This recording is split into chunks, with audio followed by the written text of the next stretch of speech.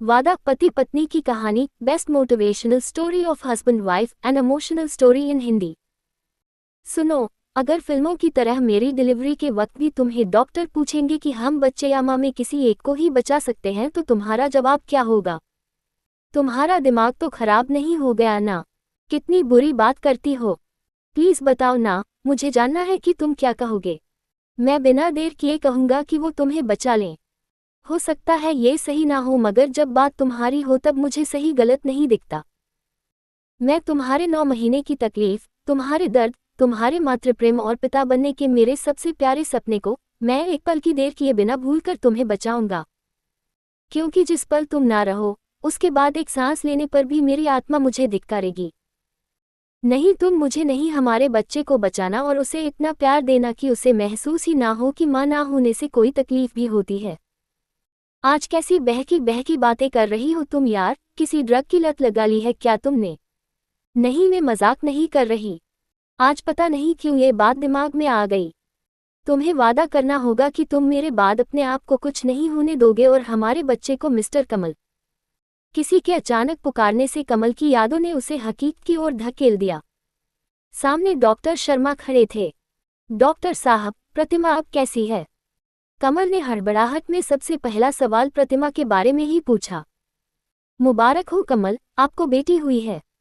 कमल की बात को अनसुना करते हुए डॉक्टर ने कमल के कंधे पर हाथ रखकर जबरदस्ती मुस्कुराते हुए कहा, वाह डॉक्टर साहब, आपने बहुत अच्छी खबर सुनाई। जानते हैं, मैं शर्त जीत गया। मैंने कहा था कि हमें पहले बेटी ही होगी, मगर प्रतिमा ही जिद पर अड़ी थी कि नहीं, पहले लड़का होगा। प्रतिमा खुश है ना हमारी बेटी को देखकर? मुझे ले चलिए उनके पास जल्दी से। कमल की खुशी संभाले नहीं संभल रही थी। डॉक्टर शर्मा ने कमल के कंधे पर रखे हाथ की पकड़ को इस तरह मजबूत किया जैसे वो उसे संभालने के लिए खुद को तैयार कर रहे हों, और फिर अपने चेहरे की झूठी मुस्कुराहट को हटाते हुए गंभीर होकर कहा, देखिए कमल, हम सब बस कोशिश कर सकते हैं और हमने वही किया, मगर हमारे हाथ में कुछ नहीं होता। मतलब, आप क्या कह रहे हैं? मुझे समझ नहीं आ रहा। देखिए, मैं अपनी उत्सुकता को और नहीं रोक सकता, मुझे उन दोनों के पास ले चलिए। मुझे प्रतिमा का मुस्कुराता हुआ चेहरा देखना है। कमल आगे की तरफ बढ़ते हुए बोला। डॉक्टर ने पीछे से कहा, कमल, हम लाख कोशिशों के बाद भी प्रतिमा को नहीं बचा पाए। खून बहुत बह चुका था। बच्ची को तो बचा लिया, मगर प्रतिमा अपने दर्द से और लड़ नहीं पाई। नहीं नहीं नहीं, डॉक्टर आप ये सही नहीं कर रहे, ऐसे मत बोलिए। उसने आपको कहा है ना मुझे डरा देने को। वो जानती है मैं डर जाऊंगा और मैं डर गया। अब प्लीज मुझे उसके पास ले चलिए। कमल अब अपने आप में नहीं था। कमल, खुद को संभालिए। आए, आपको आपकी बेटी से मिलवा दूं। डॉक्टर शर्मा कमल की हालत को अच्छे से समझ रहे थे। कमल अब मौन था, एकदम मौन, जैसे हजारों बेचैन लहरों को समेटे सागर मौन रहता है, जैसे भयावह काले बादलों को अपनी गोद में लिए हुए कई बार आसमान मौन हो जाता है। वैसे ही कमल मौन हो गया था, अपनी अथाह बेचैन वेदनाओं को समेटे हुए। कई बार अचानक लगी चोट आपको समझने का मौका ही नहीं देती कि आप उस चोट की पीड़ा को किस तरह बाहर लाएं। कमल की चोट तो इतनी गहरी थी जिससे उसकी आत्मा तक तड़प उठी थी।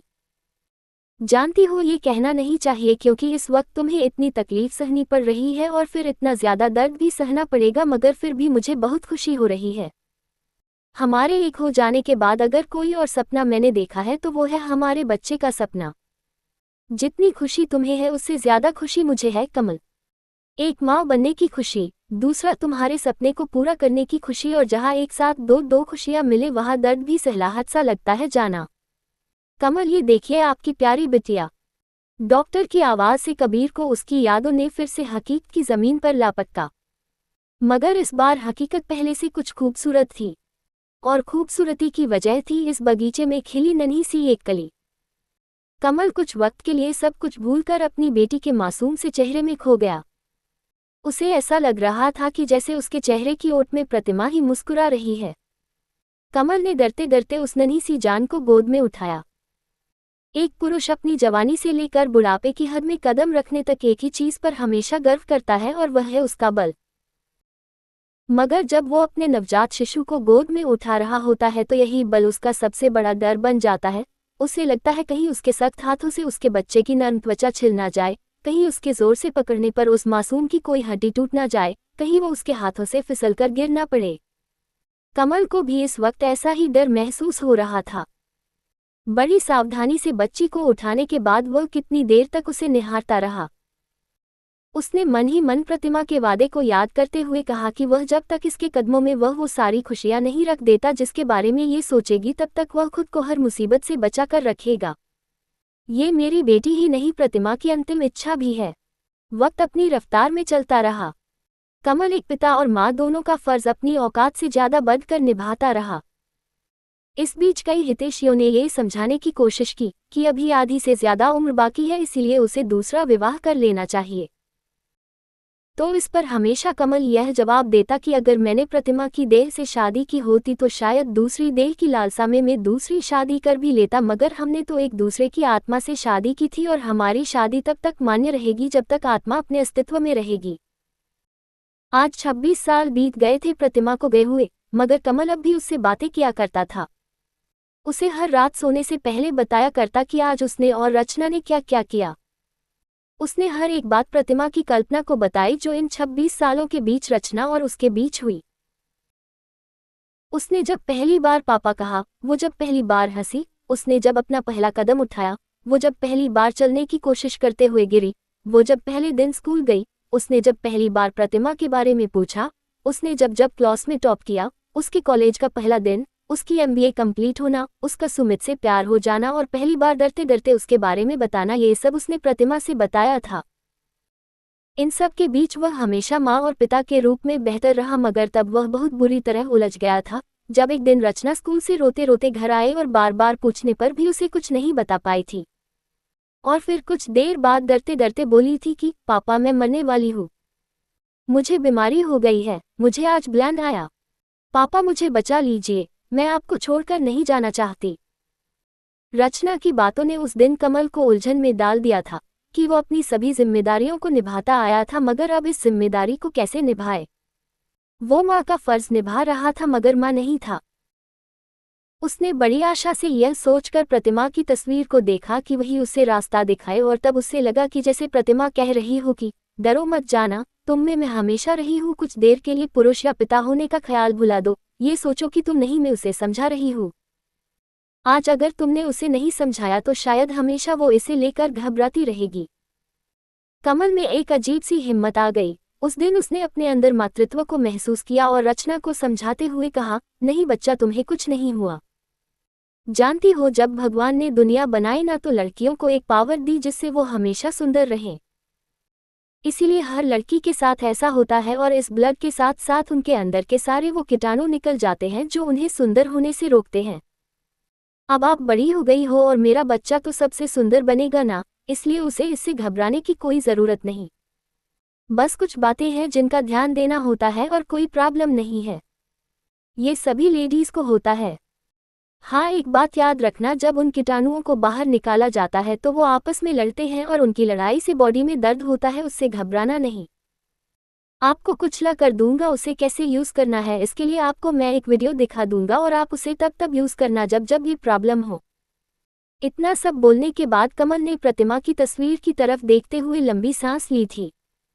उस दिन उसे ये एहसास हो रहा था कि एक पिता का माँ बनना आसान नहीं। कल रचना की शादी है, उसे अब सुमित के साथ अपनी नई जिंदगी शुरू करनी है। शाम से ही रचना कमल के पीछे पीछे है।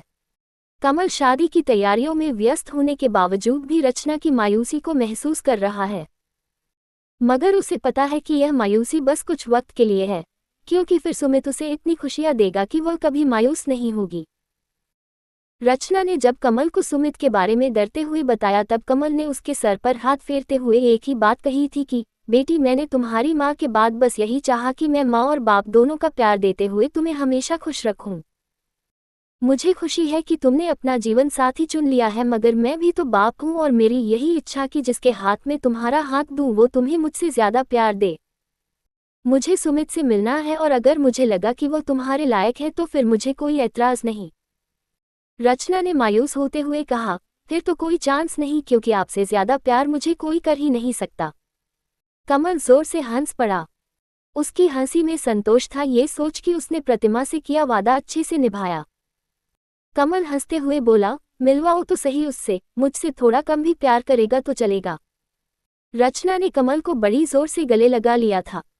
सुमित से मिलने पर उसकी एक बात ने ही कमल का मन जीत लिया था।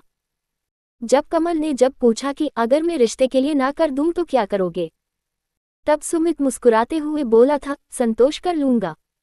मैं जानता हूँ रचना को आपने कैसे पाला है और वो आपके लिए क्या मायने रखती है, और मैं ये भी जानता हूँ कि रचना आपसे ज्यादा किसी से प्यार नहीं करती। उसने पहले ही वार्न करके कह दिया है कि अगर पापा ने मना कर दिया तो उसके बाद मुझसे मिलने की कोशिश भी मत करना, और मैंने उससे यही वादा किया है। मेरे लिए वो जितनी मायने रखती है उतना ही आप और आपकी खुशी भी। सुमित की बातों ने कमल का मन जीत लिया था। उसने उसी वक्त उसे गले लगा कर कहा, शुक्रिया मुझे मेरी जिम्मेदारियों से मुक्त करने के लिए। उसे इतना प्यार देना कि वह मुझे भूल जाए। सुमित ने जवाब दिया था कि आप बन जाना बहुत मुश्किल है, मगर कोशिश करता रहूंगा।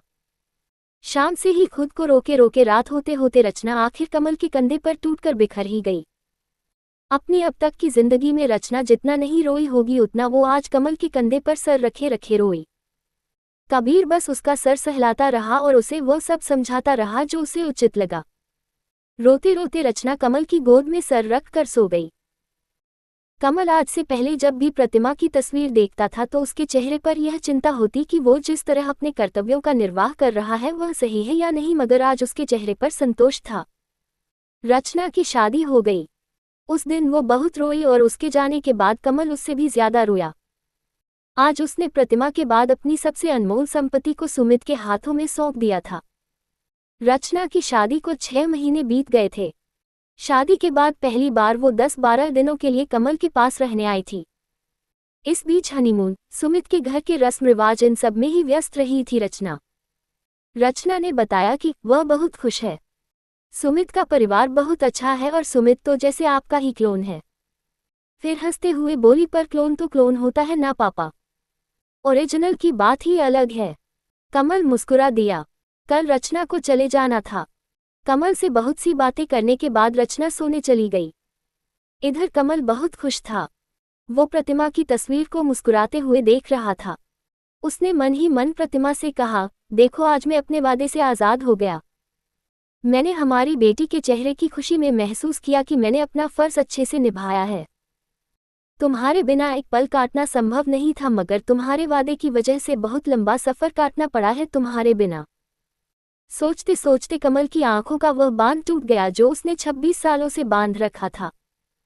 कमल ने महसूस किया कि प्रतिमा तस्वीर से निकलकर मुस्कुराती हुई उसके सामने खड़ी है और उसके आंसू पोंछ रही है।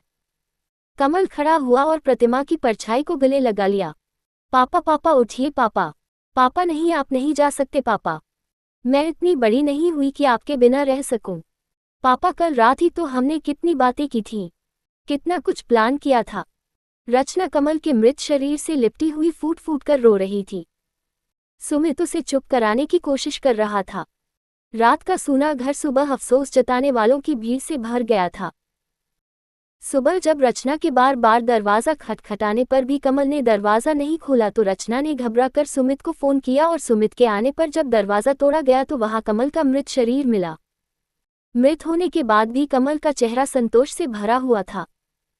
संस्कार के वक्त जब कमल की देह पंचतत्व में विलीन हो रही थी तब एक कोने में वो प्रतिमा के साथ खड़ा था। दोनों मुस्कुरा रहे थे। वर्षों बाद फिर से मिलने की खुशी दोनों के चेहरे पर झलक रही थी। उधर सूर्य अस्त हो रहा था और इधर इन दोनों की आत्माओं के मिलन की सुबह ने बड़ी शिद्दत से अंगड़ाई ली थी।